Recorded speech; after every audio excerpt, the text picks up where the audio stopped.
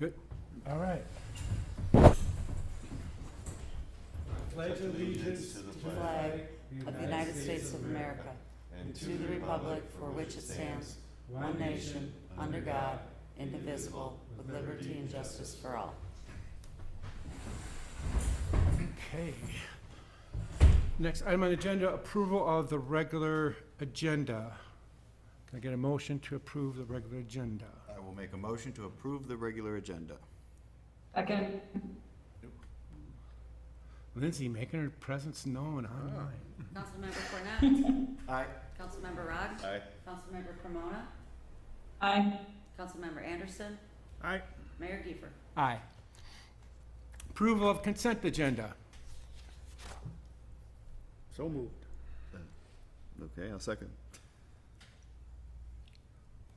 Councilmember Cornett. Aye. Councilmember Rogg. Aye. Councilmember Cremona. Aye. Councilmember Anderson. Aye. Mayor Giefer. Aye. Staff agenda items. First up, we got City Engineer Brad Reifsteck.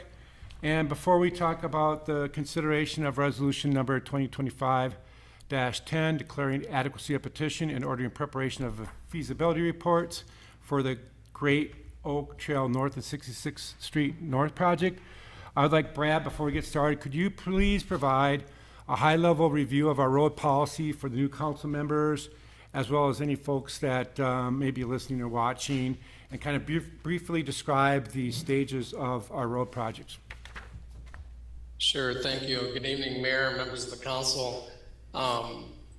Our road policy follows Minnesota State Statute 429. There are some slight modifications that we've made in our policy, but they're mainly one-fold, I guess, is that we would require 50% of people petitioning a roadway project before we would order the petition.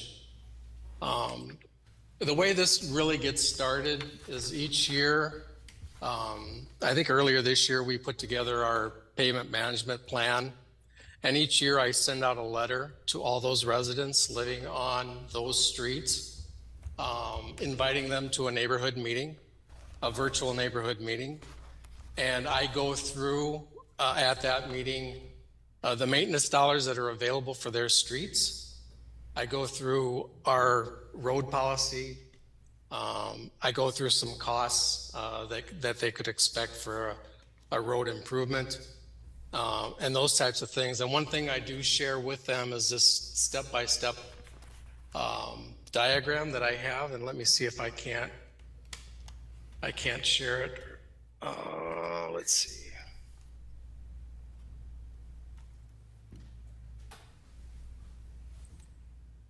Brad, I did give you the heads up about this, so. No, you did.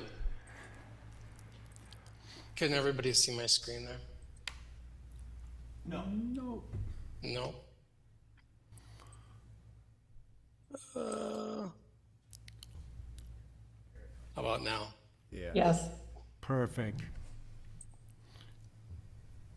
So this is a step-by-step diagram that illustrates the city's road policy. The steps that are highlighted in yellow are really governed by that Minnesota State statute. The step one is obviously getting the petition from the residents. Tonight, out of that neighborhood meeting, that virtual neighborhood meeting that I had earlier, we had residents on 66th Street actually wanted to move forward with a roadway petition, but they wanted to learn more. So then I had a second neighborhood meeting with just those residents in that neighborhood. And out of that meeting, they put together the petition for the roadway improvements. Great Oaks was a curious resident that had sent an email to the clerk wondering what it would take to get a substantial roadway improvement project. Kim forwarded that email to me. I got in contact with that resident. That resident and I worked on a time and a place for the meeting, and we invited the neighborhood to that meeting. So it really starts with the neighborhood meetings. People really want to try to understand what the process of the roadway policy is, and so I try to go out and meet with them folks to give them more detail. So again, tonight we received the petitions from 2 neighborhoods and we're at step 2 where we're potentially the council would accept the petition and would order the feasibility report. In that feasibility report, we would do a survey of the street so that we have a detailed map of the area so that we can put together good quantities. We would do some roadway cores so that we know the depth of the existing bituminous and the underlying gravel. We prepare the report, which would include a mock assessment, which is really what people are interested in understanding the costs of the project. And we put together a mock assessment based on how many buildable units are within that project area. So that's part of the feasibility report. We bring the feasibility report back to council. The council can accept the feasibility report typically. If we have still, again, the majority of the residents interested. One thing I do is I take out once I get the draft feasibility report completed, I'll host another meeting, a neighborhood meeting with the residents. I'll go through the findings of the report with them. And really, again, they're more interested in what the costs are and what those mock assessments are for their property. And I'll get a gauge of how they feel about whether or not they want to move forward with it. Sometimes we've done a report and I'll take the draft report to them and they find out the cost is more than they expected. And I bring back those findings to the council and the council will accept the report, but they won't move into the public hearing. So once we get through the feasibility report, we go on to step 3, which is really just the public hearing. Again, we would not formally invite the residents, but we would encourage the residents to attend that meeting. Again, it's just for the council to get their feedback and to understand whether the residents are in favor of the project or not. And again, we would, the council would prefer that there would be more than 50% of the residents still in favor of the project before they would move forward. After, if everything goes well there, after step 3, the council would order the improvements. They would order the plans and specs to be prepared by the city engineer. The city engineer would prepare the plans and specs, and then we would go out for a competitive bid with our plans to get hopefully 3 or 4 good competitive bids that we can take a look at. And typically the bids the council would accept are the lowest responsive bidder. And once we get the bids back, we can really dial in what the actual costs of the project will be, including all the engineering costs. There might be some administrative costs, there might be some legal costs, and potentially even some finance costs if the project is larger than something the city would not want to use their reserve funds for and would have to go out and bond for a project. And once this process is done, if everything is, if the residents are still in favor, we would have that assessment hearing before we would even award a contract to a construction contractor.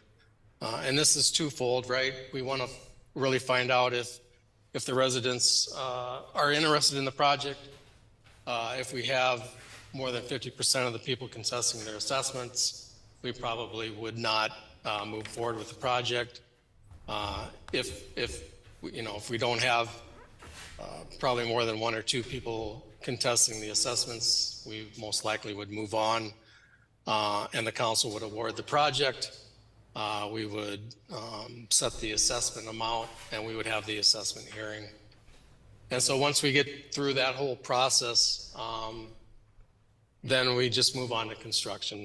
The council would award a construction contract, and then we would move into construction. And typically the construction typically on roads out in Grant, it doesn't take more than 2 or 3 weeks to complete. So, and then the final step after all of that, we would certify the assessments to the county, typically in early November. So that's the quick and dirty of how we do things in Grant. And again, it really follows Minnesota State Statute 429. We're really, governed to that law. So I don't know if anybody has any questions on that before I move into the short memo that I have. Lindsay, you good? I'm good. Thank you for asking. And Brad, I don't think I've ever seen that document, that diagram. That's kind of helpful. Is that something that, Kim, you could just throw up on the roads part of the website? Mr. Mayor, it has been on the website. It is on there? It's also gone out in the city newsletters. Okay, well, I guess she called me out for not It should paying have attention to been the in website. packets. Okay. Okay, all right. Thank you, Brad. Okay, yeah, go for it. Give us a lowdown on. Yeah, so again, tonight, Mayor, members of the council, I'm looking for a motion to approve Resolution 25-10, which is declaring the adequacy of the petitions and ordering the preparation of the feasibility report. Again, we received petitions from 2 neighborhoods, the Great Oaks Trail North neighborhood. We received a petition with 100% of the residents living on that roadway signing the petition. And then on 66th Street North, we received 9 out of 10 residents living along that roadway segment signing the petition. So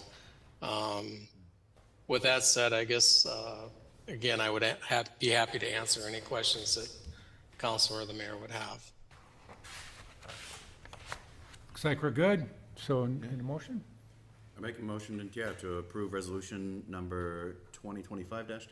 I'll second. Second. I don't know, it's, I think, I'm sorry, Lindsay, I believe Councilmember. Delay.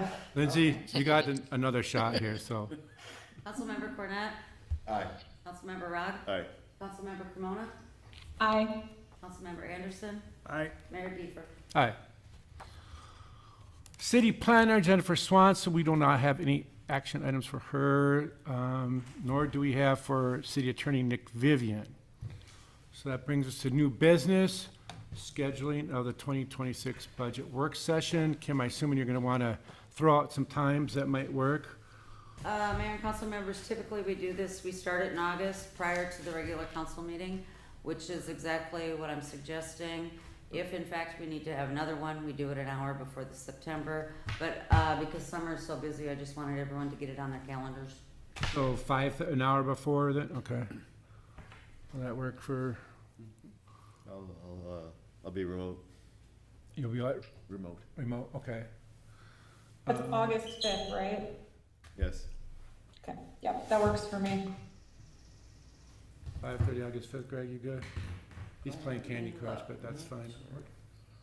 Yeah, August 5th. So be 5:30 then? Yep, 5:30. Unfinished business, we have none. Mr. Mayor, council members, can we just go ahead and get an a motion? Oh, a motion, Just- we need a well, motion just for that. because it's your Yeah, yeah, policy, yeah. it's an agenda Okay, item. yep, okay. We'll make a motion for 5:30, August 5th for the budget work session. But Lindsay, I will move that we can have the budget meeting on August 5th, 5:30. I'll second. Thank you. Councilmember Cornett, Aye. Councilmember Rod, Aye. Councilmember Cremona, Aye. Councilmember Anderson, Aye. Mayor Deeper. Aye. Now we can say there's no unfinished business. Discussion items, number 8, any staff updates? Anything from you, I've got staff none. updates. City council reports, future agenda items, nothing. Lindsay, you could just take this opportunity to share where you are if you want. There's no I pressure. can. I'm in Iowa City. I'm taking a writer's workshop for 3 weeks. And so I moved here at the beginning of May and I go back this Friday. Well, I hope you're enjoying your time in Iowa City. It's a beautiful campus there. I remember seeing that. Yes. Okay, any other? I do have a couple updates to share. I kind of saved some of them for a short meeting, so in the spirit of keeping everyone updated on some things that they otherwise might not hear about. In February, I attended a Washington County Emergency Management Disaster Emergency Training for elected officials, and a key recommendation of that training was establish a backup communication plan for scenarios with disrupted cell service, which hopefully we'll never have, but want to be prepared. So consequently, we partnered with the Washington County Emergency Management team to acquire 3 free radios. They're Armor radios, stands for Allied Radio Matrix for Emergency Response. And we received some training on that. So Kim, Ken, and I will each have a radio for emergency communication with each other and incident response officials when cell service is unavailable, should we have to respond to an emergency.